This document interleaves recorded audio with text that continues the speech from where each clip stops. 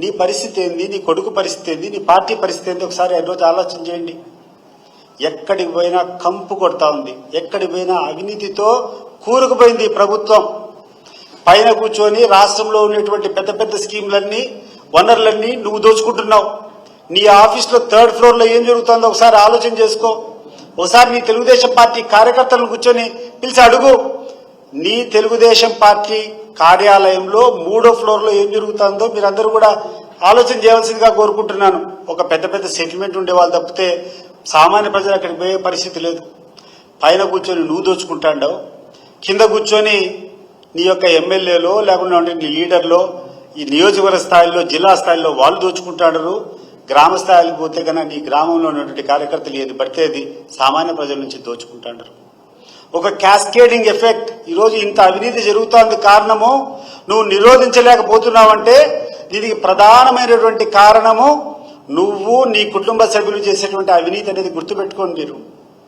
మీరు ఈరోజు ఎమ్మెల్యేలను కంట్రోల్ చేయలేకపోతున్నారు, కింద స్థాయిలో ఉన్నటువంటి మీ కార్యకర్తల యొక్క అవినీతి దౌర్జన్యాలు కంట్రోల్ చేయలేకపోతున్నారంటే దీనికి కారణం మీ యొక్క అవినీతి. అది గుర్తుపెట్టుకోండి. ఇంత అవినీతి మీరు చేతుల్లో పెట్టుకొని ఇంత అవినీతి మీరు చేస్తూ ఈరోజు కూర్చొని జగన్మోహన్ రెడ్డి గురించి అవినీతి పడడం చెప్పేదానికి ఎట్లా నోరు వస్తుంది మీకు?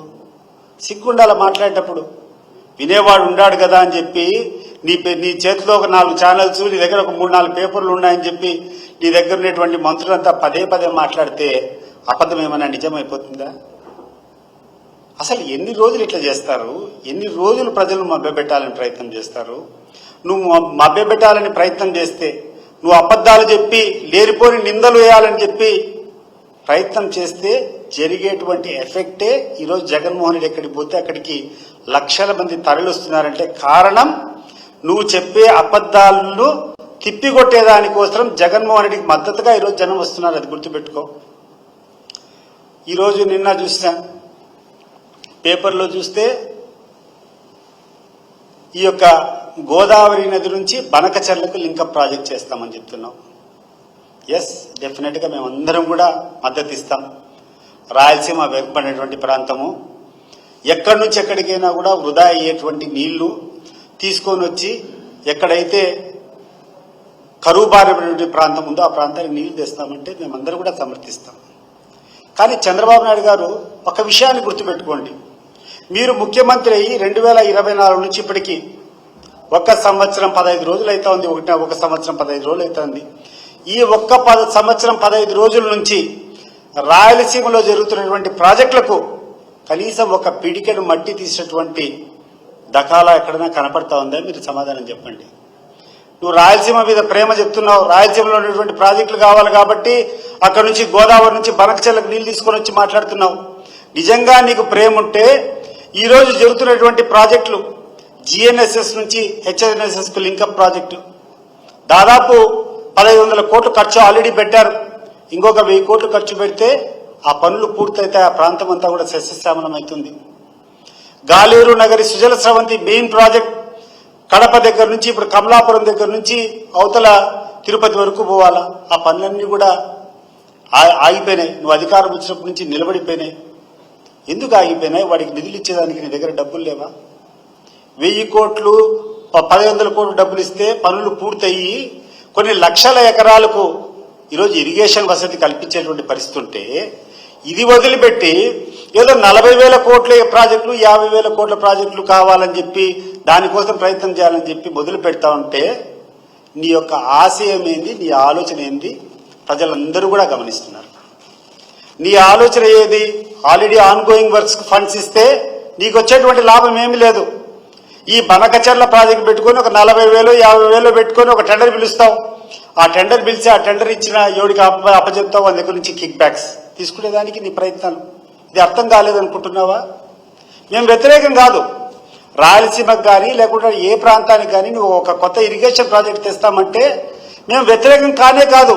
కానీ నేను అడుగుతున్నాను నిన్ను, లో హ్యాంగింగ్ ఫ్రూట్స్ ఏవైతే ఉన్నాయో అవి కంప్లీట్ చేయకుండా అసాధారణమైంది నీకు సాధ్యం కాంది 1000 కోట్లే నువ్వు పెట్టకుండా గడిచిన సంవత్సరం నుంచి 10 కోట్లు కూడా ఇక్కడ ఖర్చు పెట్టకుండా 30,000 కోట్లు 40,000 కోట్లతో నేను ప్రాజెక్టు తీసుకొని వచ్చి కంప్లీట్ చేస్తాను, నీళ్ళు ఇస్తానంటే అర్థం ఏందో ఒకసారి చంద్రబాబు నాయుడు గారు ఈ రాష్ట్ర ప్రజలకు అందరికీ కూడా చెప్పాలి.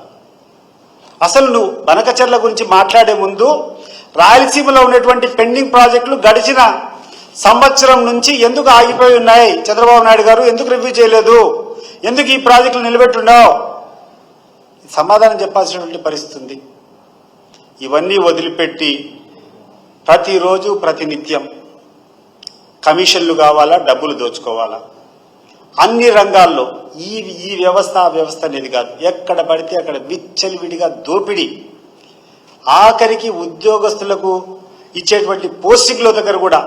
ఈరోజు నేను కూర్చొని ఉంటే ఉద్యోగస్తులు వచ్చి నాకు చెప్తున్నారు అనేక సందర్భాల్లో, అయ్యా ఒక సర్కిల్ ఇన్స్పెక్టర్ పోస్టింగ్ కావాలంటే 25 లక్షలు ఇవ్వాలి, ఒక డిఎస్పీ పోస్టింగ్ కావాలంటే 50 లక్షలు ఇవ్వాలి.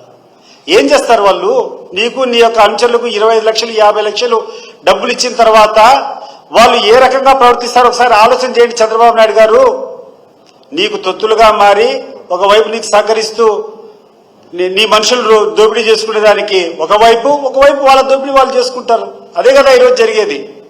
ప్రజాస్వామ్యంలో ఈరోజు ప్రభుత్వం యొక్క పాత్ర, ఎవరైతే గొంతు లేదో ఆ గొంతు లేని వాని పట్ల సానుభూతితో ఉండి వానికి రక్షణగా కల్పించాల్సినటువంటి బాధ్యత ప్రభుత్వాన్ని. అట్లాగే వదిలిపెట్టి అధికార పక్షం వాళ్ళు వాళ్ళ ధనార్జన కోసం, వాళ్ళ పెత్తనం కోసం మీరు చేస్తూ ఉంటే వాళ్ళకందరికీ వంగబాగులుగా ఈ యొక్క అధికారులంతా తయారు చేసుకోవడం మొట్టమొదటిసారిగా చూస్తున్నాం.